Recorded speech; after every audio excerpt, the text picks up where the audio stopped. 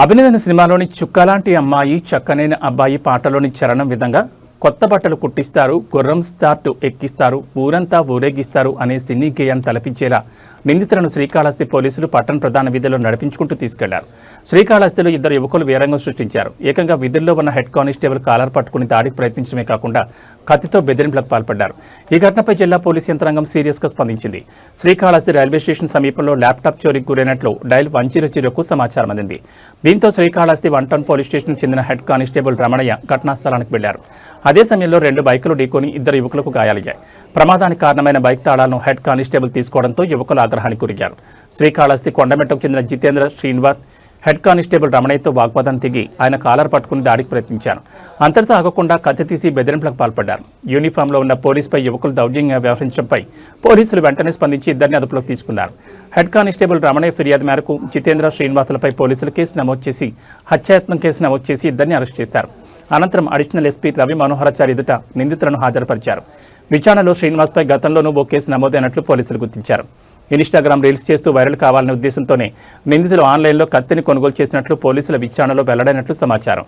అనంతరం నిందితులను పోలీసులు శ్రీకాళహస్తి పట్టణంలోని ప్రధాన వీధుల మీదుగా నడిపించుకుంటూ కోర్టుకు తరలించారు. స్వర్ణముఖి వంతెన నుంచి పెళ్లి మండపం వరకు చేతులకు బేడీలు వేసి నిందితులను నడిపించడంతో పెద్ద సంఖ్యలో ప్రజలు అక్కడికి చేరుకుని చూశారు. ఆ తర్వాత నిందితులను పోలీసు వాహనంలో సత్యవేడు కోర్టుకు తరలించి హాజరుపరిచారు.